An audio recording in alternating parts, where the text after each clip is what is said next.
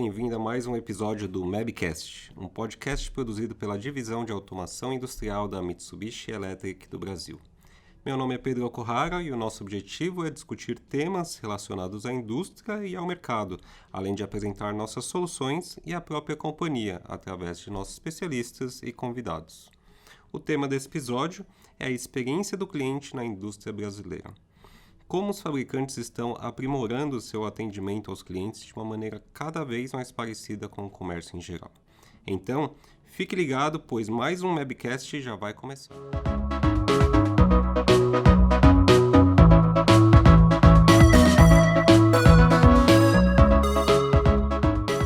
E para falar sobre a experiência do cliente na indústria brasileira, convidamos o gerente-geral da divisão de CNC da Mitsubishi Electric, Roberto Marques. E como já é de costume aqui no Mabcast, eu queria pedir a gentileza aí que você se apresentasse. Bom, vamos lá.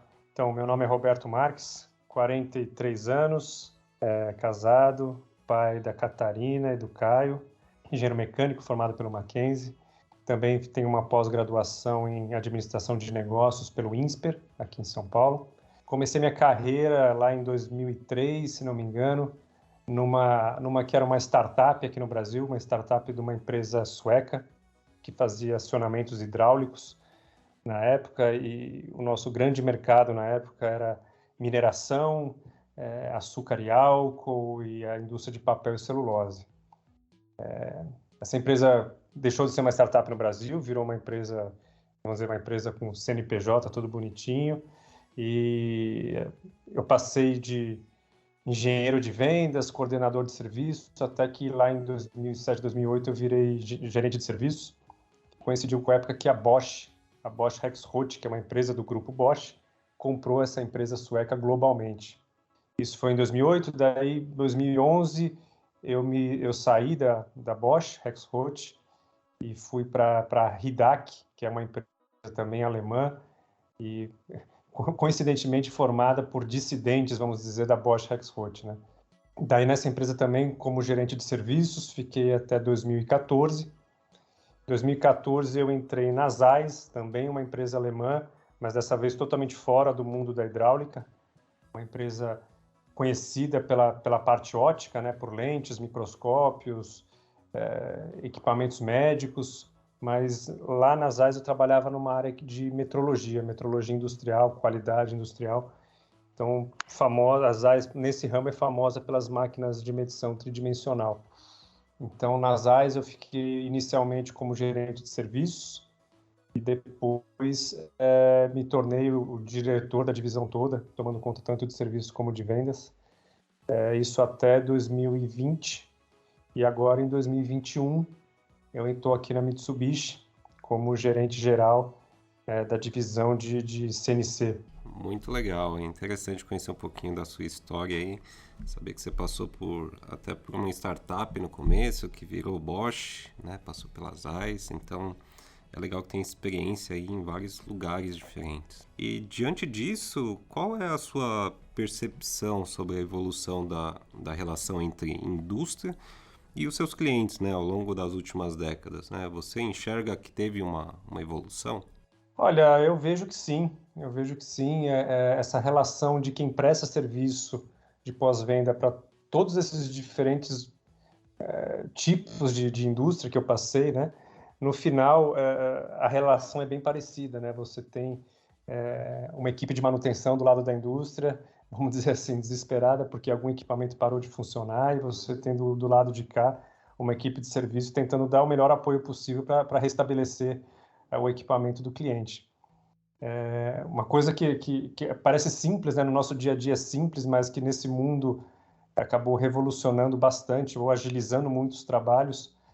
O que para a gente hoje é uma diversão de mandar foto, mandar vídeo pelo WhatsApp, isso lá atrás não existia, né? E hoje você poder, às vezes num lugar muito remoto, fazer um vídeo de um defeito que está acontecendo e mandar para uma base aqui do outro lado, né? Com pessoas com conhecimento para analisar esse defeito, isso daí dá uma agilidade brutal. Isso aí é só um exemplo pequeno, né? do que isso evoluiu de uns tempos para cá. Mas também pegando esse gancho nessa conectividade de dados, uma coisa que lá atrás era muito, engatinhava muito, que era o conceito de condition monitoring, né? De você às vezes ter um equipamento que as condições dele de funcionamento são monitoradas à distância.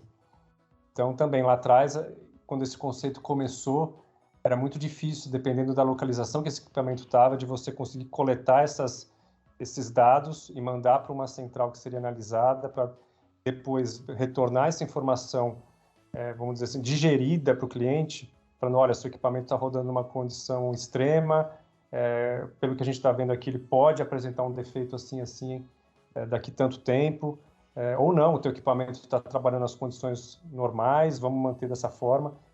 Isso é uma coisa que mudou muito dos tempos para cá, justamente pela possibilidade de você trafegar uma quantidade maior de dados pela via celular, né, vamos dizer, ou pela internet, e que antigamente você não tinha. Antigamente a rede de celular era mais complicada, você trafegar grande quantidade de dados por rede celular era praticamente impossível, né?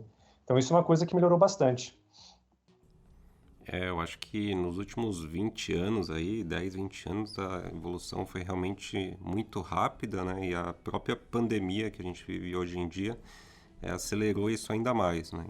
Então, o Sim, sim. próprio Esse conceito. conceito de condition monitoring, Pedro, ele foi muito acelerado aqui agora na pandemia, porque justamente como você não poderia ter os técnicos dentro das plantas, trafegando para lá e para cá, vendo equipamento, isso se acelerou muito de você ter um escritório à distância monitorando os equipamentos. Ainda, dependendo do tipo de empresa, Pedro, e até às vezes do tamanho da empresa, isso ainda é um pouco complicado por questões de segurança de dados, né? Você ter vamos dizer, um terceiro acessando a sua rede, acessando dados seus de produção ou de condição de equipamento da sua produção, ainda é visto com muito receio, né, pelos grupos, pelos departamentos de TI, de segurança de dados das empresas. Mas isso não é nada impossível. Hoje você tem diversos protocolos aí que você, seguindo, você consegue garantir uma segurança boa e conseguir realizar esse trabalho à distância de monitoramento dos equipamentos.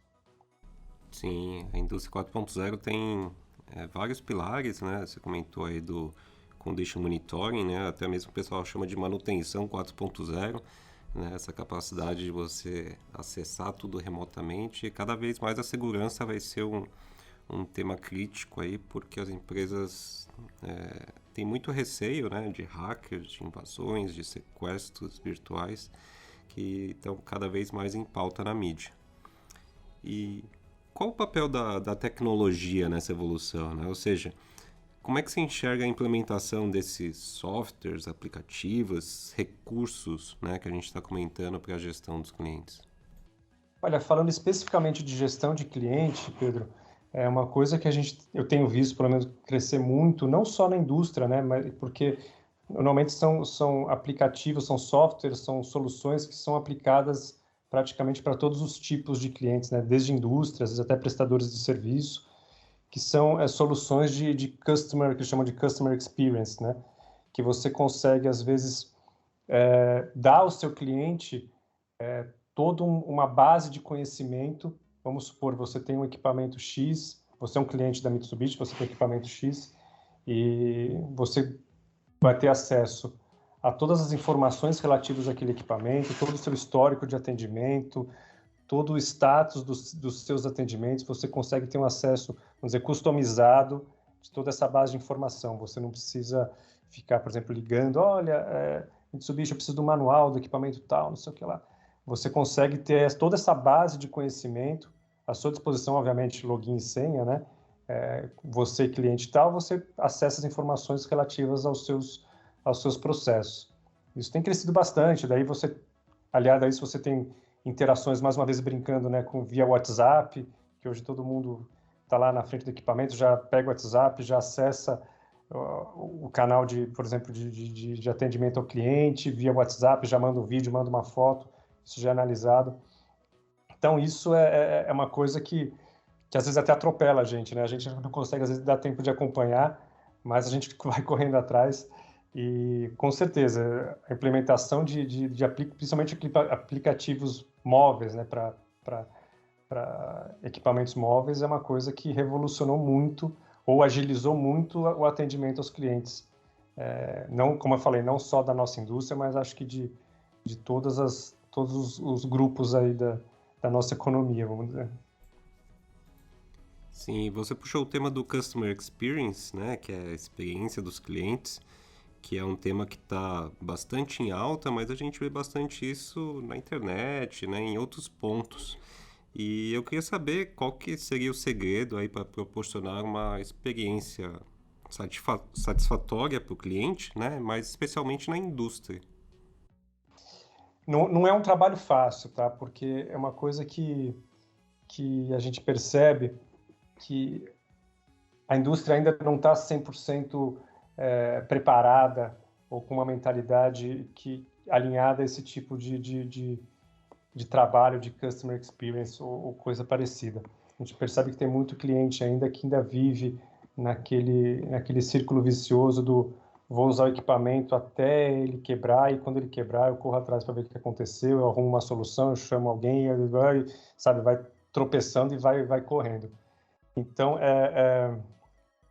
o que a gente tenta fazer é justamente levar toda essa tecnologia, todo o conhecimento que a Mitsubishi tem para o cliente, e com isso evitar justamente que a máquina do cliente pare. Então a gente até fala muito para os clientes que a gente não quer vender serviço, a gente não quer vender reparo, a gente não quer vender serviço de campo, a gente não quer vender manutenção corretiva, a gente quer vender disponibilidade de máquina. Então, o que a gente quer com isso é gerar essa experiência boa para o cliente, é justamente que ele se sinta amparado do nosso lado, que ele, quando ele tiver algum problema, ele vai ter todo o apoio da Mitsubishi. E a gente quer dar todo o apoio para que ele não tenha o problema. A gente quer juntar toda a nossa base de conhecimento para dar esse apoio para o cliente, para que ele não tenha esse problema, para que ele consiga atuar sempre preventivamente ou preditivamente, para não chegar ao ponto do equipamento quebrar ou colapsar, e com isso ele ter perdas, em muitos casos, muito maiores do que o valor do próprio serviço, né? Então, esse é o caminho que a gente tem tentado seguir aqui na Mitsubishi, de atuar de uma forma de parceiro do cliente. Justamente tentar evitar de criar essa relação com o cliente, de sempre o cliente te ligar quando ele está desesperado ou quando a máquina dele parou, quebrou, e daí tem todo um estresse na cadeia toda, né? Que às vezes eu posso não ter o técnico, eu posso não ter o equipamento em estoque ou coisa parecida, e daí está feito o problema, né? Então o nosso segredo para ter essa experiência satisfatória, como você disse, é a gente atuar como parceiro do cliente. A gente não quer ser o resolvedor de problema, a gente quer evitar que o problema aconteça. Não, muito legal. Eu acho que você comentou aí sobre vender disponibilidade de máquina. Isso é um conceito muito interessante, até para ajudar o seu cliente a criar uma cultura de manutenção preditiva, né? Ajudar ele a resolver os problemas antes da parada em si, que eu acho que é o caos, né? E eu sei que tem alguns clientes, né, que nem sempre tem uma experiência que positiva, né? Tem uma experiência ruim e acaba a gente se tornando um detrator, né? Naquela escala do NPS, né? A escala que avalia ali a satisfação dos clientes através de uma pontuação, que é uma pesquisa que você faz com ele ali. Como é que você trata esses casos? Olha, Pedro, então, até pegando um ganchinho antes aí, para quem não conhece o NPS é o famoso Net Promoter Score. Ele é uma forma de avaliar a satisfação do cliente via uma pergunta muito simples. Você recomendaria a empresa X a um amigo ou um familiar seu? E daí você tem você avalia isso de 0 a 10. 9 e 10, se não me engano, é um cara que ele é um promoter. E daí você tem, se não me engano, de 6 a 8, ele é neutro. E abaixo de 6, ele é um detractor. Isso daí, para quem às vezes acha estranho esse conceito, vocês podem perceber que, às vezes, em alguns restaurantes, ou às vezes até comércio de rua, farmácia, supermercado, às vezes você tem na saída ali, tem um cara perguntando, daí ele divide em três, né? Qual a sua satisfação? Ele coloca lá uma carinha feliz, uma carinha neutra e uma carinha triste. Nada mais é do que o velho e bom NPS, né? E o que a gente faz, principalmente como você falou, Pedro, do detractor, né? O detractor é o cara que realmente não teve uma experiência boa, e eu costumo dizer que, na maioria dos casos, quando você, até na nossa vida pessoal, né? Se, vamos supor, sua geladeira quebrou naquele fim de semana de calor que você vai fazer o churrasco no domingo, você não vai estar feliz já na hora de ligar para assistência técnica, né? Então você já começa o processo com um sentimento ruim. E daí você tem que ligar para o cara, pedir para um técnico vir, nem sempre ele vai ter aquela disponibilidade imediata. Até mesmo que ele tenha, ele vai vir e vai falar, olha, precisa trocar peça X, peça tal. No melhor dos casos, ele vai ter a peça lá no carro e isso vai agilizar a solução do problema. Mas no final das contas, você perdeu ali, você teve o estresse da ligação, você vai ter principalmente o custo financeiro das peças e do serviço. Resumindo, no final das contas, vai ser difícil você terminar todo esse processo feliz, né? Então, eu costumo dizer que no caso de serviço, no caso de assistência técnica, é muito difícil você, às vezes, terminar todo esse processo com o cara te elogiando como um promotor, estou super feliz. Mas, voltando até a pergunta anterior, a gente tenta sempre, Pedro, estar próximo do cliente para tentar minimizar todos esses problemas. Mais uma vez, a gente tenta evitar que o cara tenha, o cliente tenha o problema com a máquina, e quando ele tem, com base no que a gente já levantou de informação, a gente sabe qual máquina que ele tem, qual que é a máquina crítica, qual que é a máquina que não pode parar, e com base nisso a gente já trocou informação com ele, assim, de duas uma, ou eu tenho a peça em estoque, ou o próprio cliente tem a peça em estoque. Então isso já agiliza a solução do problema. Com relação ao técnico, a gente tenta agilizar o máximo possível, vamos supor, a movimentação do técnico para resolver o problema, ou até via algum parceiro na região, daí voltando mais umas 2, 3 perguntas atrás, via aplicativos de comunicação, hoje você consegue fazer chamadas de vídeo e acompanhar até o técnico à distância, falar, ó, instala esse equipamento ali, naquele borne e tal, blá, blá, blá, instala aquela placa ali e tentar agilizar ao máximo a solução do problema. Então, o que a gente tenta, nesse caso, é ter, vamos dizer, no final da história, o cliente não extremamente satisfeito, mas o máximo satisfeito possível. Caso ocorra o inverso, se realmente deu tudo errado, e isso acontece, a gente sabe, nenhuma empresa é perfeita, nenhuma relação comercial é perfeita, mas no caso da gente ter um NPS ruim, a gente ter o detractor, o que eu costumo fazer, que a gente já implementou na Mitsubishi. Nesse caso, eu, como gerente geral da divisão, eu ligo para o cliente e tento entender o máximo que aconteceu por telefone e até, dependendo do caso, fazer uma visita física. Hoje está difícil por conta da pandemia, mas essa é a ideia de o quanto antes a gente reativar essas visitas físicas para realmente ir lá no cliente, entender, falar face a face com o cliente, entender o problema dele, e daí depois que vem a parte que eu acho até mais importante, tentar entender a causa raiz desse problema dentro da Mitsubishi, por que o cliente teve esse problema, por que ele ficou insatisfeito, e daí sim, fazer um pequeno action plan e tentar resolver esse problema para que isso não ocorra mais, tá? Minimizar ao máximo que esse problema volte a acontecer. A gente sabe que às vezes é impossível, mais ou menos falando de serviço, a gente sabe que a lei de Murphy, a gente brinca, às vezes está sempre jogando contra, né? Sempre de sexta-feira, que o cliente vai te ligar às 5 horas da tarde, aquele dia que todos os técnicos estão em atendimento, ou aquela história, a última peça que eu tinha em estoque eu vendi ontem e o cliente quer uma hoje. Então, é sempre difícil, mas a gente tenta tratar isso com o cliente dessa forma próxima, Pedro, para até que o cliente entenda que a Mitsubishi sentiu a dor, entre aspas, dele e está dando a devida importância ao problema dele e que isso não, pelo menos a gente espera que não volte a acontecer. Essa é a tratativa que a gente trata, que a gente faz aqui na Mitsubishi. Muito legal conhecer o processo e saber que vocês tentam se antecipar a eles, né, os problemas em si que possam ocorrer nessa experiência do cliente e saber que até mesmo o gerente geral está envolvido nesse processo. E para finalizar, eu queria saber aí como é que você enxerga que essa experiência dos clientes, né, como ela vai ser no futuro, né? Quais as tendências e até se você puder citar também rapidamente alguns diferenciais que a Mitsubishi já vem implementando para abrir para os outros parceiros aí também possam utilizar as ferramentas. Olha, Pedro, pensando principalmente nesses conceitos de indústria 4.0, internet das coisas, principalmente de Big Data, eu acredito que algumas coisas só tendem a aumentar, né? Então, o que a gente falou lá atrás do Condition Monitoring, a gente monitorar equipamentos o tempo todo. Aí, aliado a isso, obviamente, você tem toda a questão de Big Data, porque não adianta não só eu coletar todas as informações se eu não conseguir extrair algum tipo de conclusão disso. Daí, como consequência, eu vou ter que ir para um próximo passo, que não é só monitorar, vou poder fazer interferências e reparos à distância. Obviamente, isso tem um limite, né? Não vou poder fazer algumas mudanças físicas na máquina, mas o máximo possível que eu puder fazer diagnóstico e reparo à distância, isso eu acho que vai ser potencializado.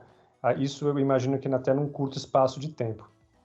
Aliado a isso, eu imagino também, Pedro, principalmente eu tenho visto soluções de realidade aumentada, isso para facilitar muito a vida do técnico de campo. Ele vai poder usar um tablet, principalmente para reparar equipamentos usando aplicações de realidade aumentada. Ele vai conseguir olhar via o tablet e enxergar já o diagrama elétrico.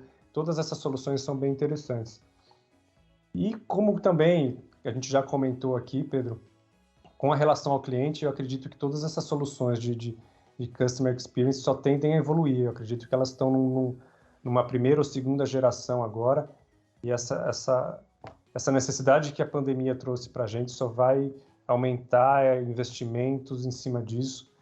Então, eu acredito que interações com os clientes vão ser cada vez mais multiponto, né? A gente não vai ter mais só o e-mail, não vai ter só mais o telefone.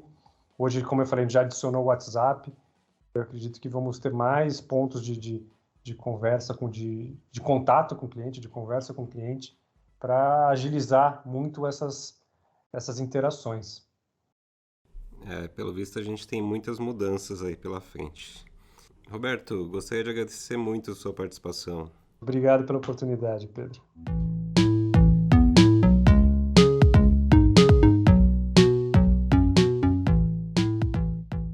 Espero que tenha gostado de mais um episódio do Mabcast. Não deixe de seguir o nosso podcast na plataforma de sua preferência, além de escutar os episódios anteriores.